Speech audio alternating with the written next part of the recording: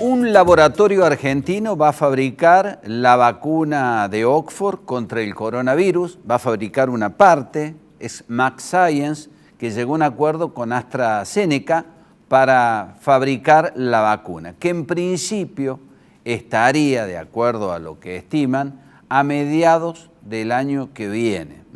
Estamos en contacto con un especialista en vacunas e infectólogo, el doctor Pablo Bombey. Doctor Bombey, ¿cómo le va? Buenas noches. Lo estamos saludando desde Córdoba. ¿Cómo está? ¿Qué tal? Buenas noches, Jorge. ¿Cómo están? Muy bien. Tenemos alguna dificultad con el retorno. Esperemos que usted nos esté escuchando bien. ¿Usted nos escucha bien? Sí. Perfecto. Sí, yo doctor. los escucho bien. Perfecto. Bueno, a ver, doctor, ¿qué expectativa genera esta vacuna? ¿En qué fase está esta vacuna? ¿Esta vacuna ya es un tema cerrado, está concretada, está en fase experimental, en un periodo de prueba? Sería muy bueno ilustrar a la gente, estimado doctor. Bueno, las vacunas tienen distintas fases de desarrollo. Hay desde la fase preclínica, que se prueba en animales o en laboratorio, después tienen las distintas fases en humanos, que son 1, 2, 3 y 4. En realidad, después de la fase 3 ya se presentan las autoridades regulatorias, en nuestro caso el ANMAT, para ser aprobada. Esta vacuna tiene desarrollada la fase 1 y 2 y ahora está en desarrollo la fase 3, o sea que todavía no está aprobada por las autoridades regulatorias. Lo que ocurre es que con la situación pandémica, Oxford, y en este caso junto con AstraZeneca, han decidido empezar a montar las plantas de producción de la vacuna antes de tenerla aprobado, de forma tal que si la aprobación llega, ya tener vacunas elaboradas o rápidamente fabricadas una vez que se tiene la aprobación. Y esto es así por la situación pandémica, obviamente, y además porque los resultados de esas fases 1 y 2 son alentadores porque mostraron que la vacuna es segura, mostraron también que la vacuna genera buena cantidad de anticuerpos, buenas defensas. Lo que pasa es que la fase 3, para que la gente entienda, es demostrar que esas defensas que se vio en un grupo reducido de personas, cuando se le da a un grupo más amplio de personas y comparan la gente vacunada con la no vacunada, se demuestra que realmente protege. Y eso sería, a partir de ahí se hace la aprobación de la vacuna. Está bien, me parece muy interesante la aclaración, doctor. Ahora, cada país, usted mencionó el ANMAT, ¿cada país autoriza la vacuna o hay una organización internacional que le da el visto bueno a la vacuna, que le da luz verde a una vacuna tan esperada como esta? No, en general cada país tiene su autoridad regulatoria. Bueno, en el caso de Europa es una agencia regulatoria de todo el continente, que es la EMEA. En el caso de Estados Unidos, ustedes habrán escuchado hablar de la FDA. Y después cada país de América tiene su autoridad regulatoria. Lo que también existe en el mundo es que la Organización Mundial de la Salud da una aprobación para que vacunas tengan un formato de OMS o puedan ser incorporadas en planes de vacunación de acuerdo a la aprobación de la OMS. Pero ese es otro tema. El tema para autorizarla y utilizarla en un país tiene que tener la aprobación de la autoridad regulatoria de ese país. Doctor, por lo que se sabe de esta vacuna de Oxford, ¿qué genera? Que uno no se contagie de coronavirus, genera en el cuerpo, digamos, una barrera defensiva que impide que a uno lo afecte el coronavirus o minimiza los efectos del coronavirus y presenta una afección atenuada. ¿Cómo hay que entender esta vacuna? Bueno, es una pregunta importante que todavía no tiene una respuesta clara. Vamos a tener cuando esté terminada la fase 3. Hay que ver si esos anticuerpos que yo les comentaba antes protegen completamente contra la enfermedad, o sea que si una persona se vacuna o que el 100% de los vacunados, ninguno tenga ni siquiera un síntoma, aunque el virus ingrese al organismo, o a lo mejor que proteja al 80%, o a lo mejor, como pasa con algunas vacunas, la persona puede llegar a tener la enfermedad, pero la enfermedad es más leve, no se transforma en una enfermedad grave. Es decir, todas esas opciones están abiertas y vamos a verlas una vez que la vacuna se empiece a utilizar o se termine este estudio de fase 3 y después la fase 4 es cuando la vacuna ya está disponible y aprobada. También se siguen haciendo estudios para ver, digamos, en forma más detallada si hay grupos donde la vacuna protege más que a otros. En fin, ya se empiezan a hacer estudios, pero con la vacuna ya aprobada es más sencillo. Pero lo importante ahora va a ser ver esto que usted mencionaba, que es ver cuál es el grado de protección que brinda la vacuna, si es contra la enfermedad de forma completa o por lo menos para que la gente no haga forma grave, ¿no? Sobre todo los grupos de riesgo. Claro, esta mañana hablaba con el responsable del laboratorio aquí en Argentina y nos decía acerca de una eficacia, de un grado de protección de alrededor del 90%. ¿Generará una inmunidad para siempre? ¿Habrá que vacunarse de acuerdo a un calendario? ¿Habrá que recibir un par de dosis? Eso todavía no está claro, ¿verdad, doctor? ¿Eso vendrá en lo que usted llama la fase 3?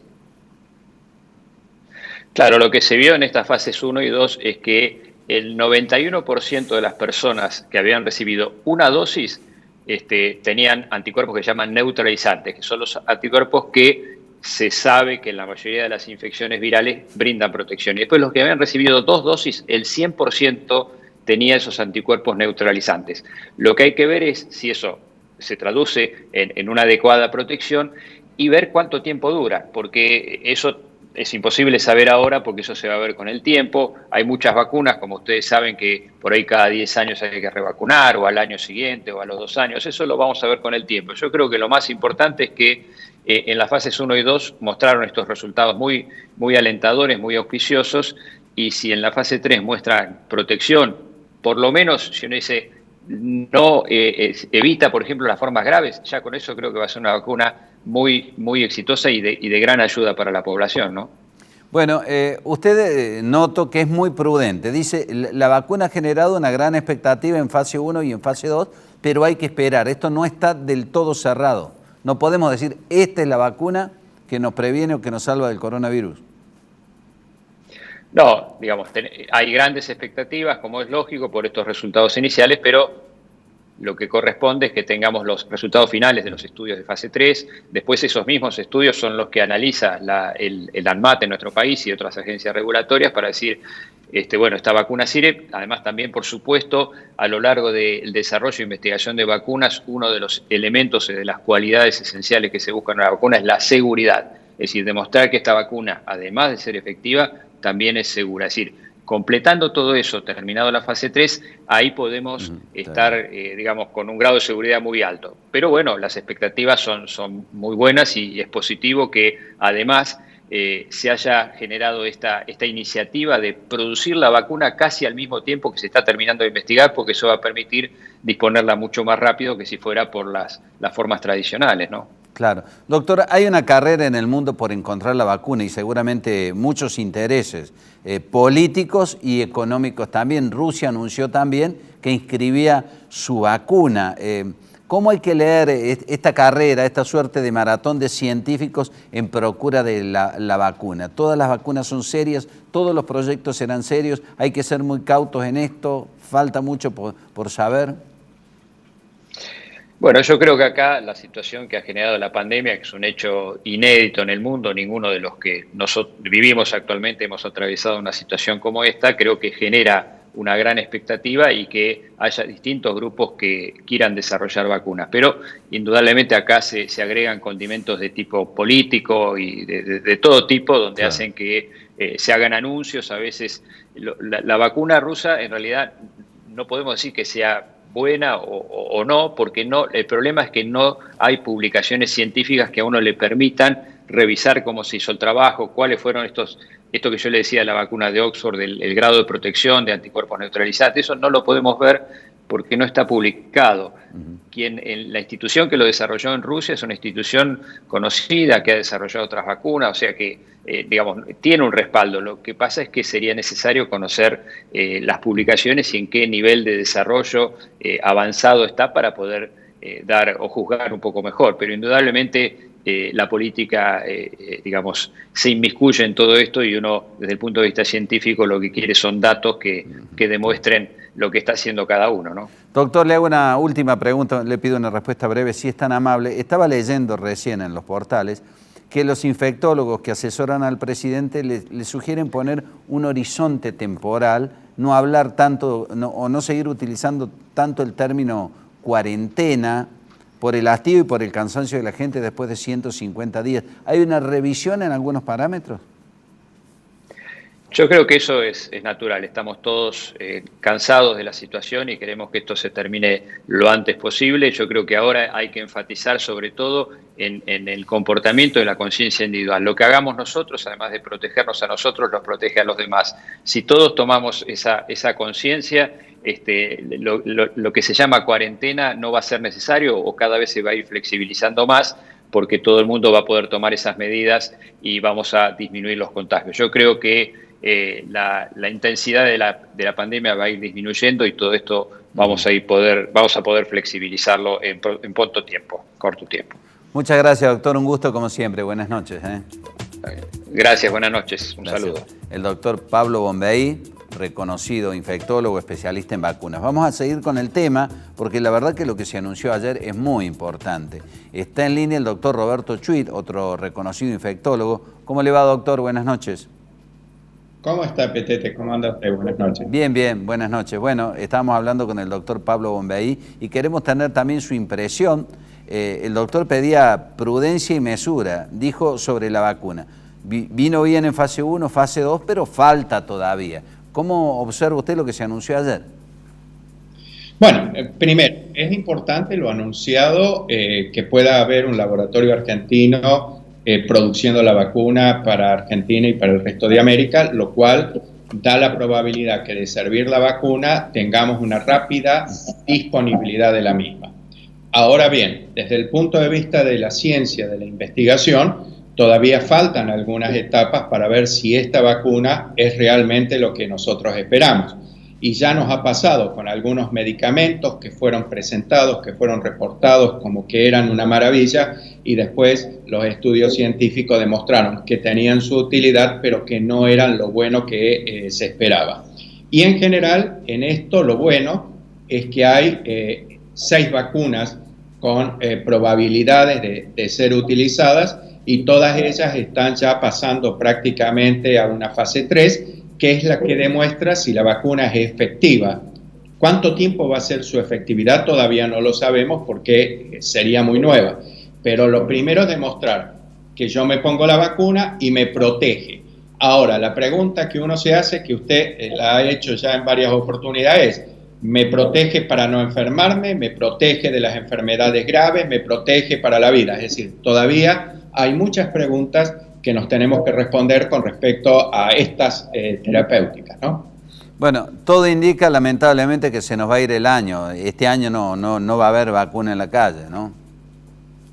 No, esperemos que los resultados sean lo promisorio que son y que el año próximo la podamos tener lo más temprana posible. Pero este año vamos a tener que seguir desarrollando nuestras actividades de prevención, cuidándonos como ciudadanos, cuidando al resto. Y disculpe si le tomo un segundo, reiteremos de que las herramientas más eficaces que tenemos hoy es el uso de la mascarilla desde la base de la nariz hasta abajo de la pera, el distanciamiento físico, evitar las aglomeraciones y si estamos enfermos quedarnos en casa. Y el evitar las aglomeraciones es que muchas veces pensamos que es cuando hay mucha gente, pero si somos 5 personas en una habitación de 4x4, ahí todos estamos corriendo riesgo si hay una persona infectada.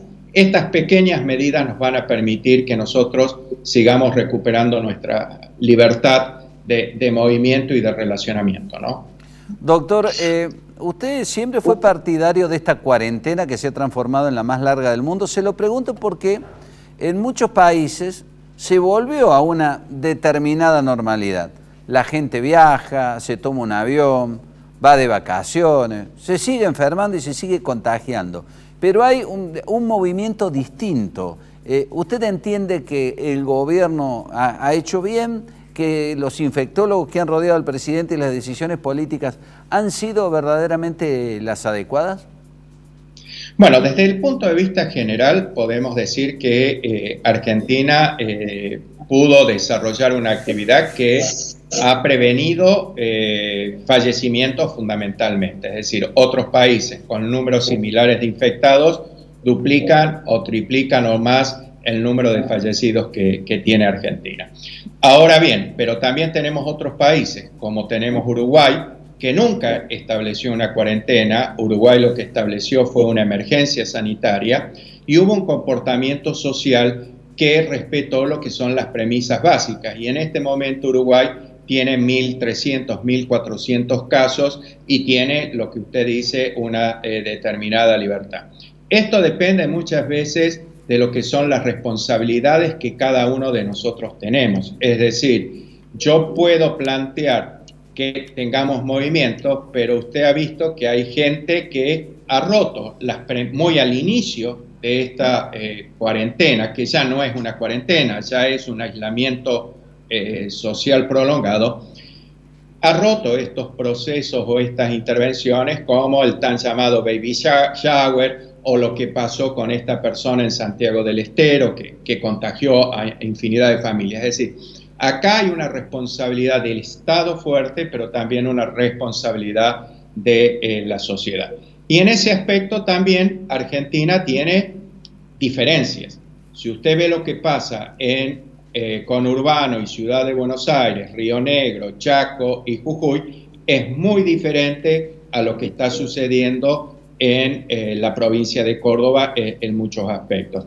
Entonces, esto tiene distintos gradientes, distintas relaciones, pero fundamentalmente este aislamiento tan prolongado está afectando otras áreas de la salud.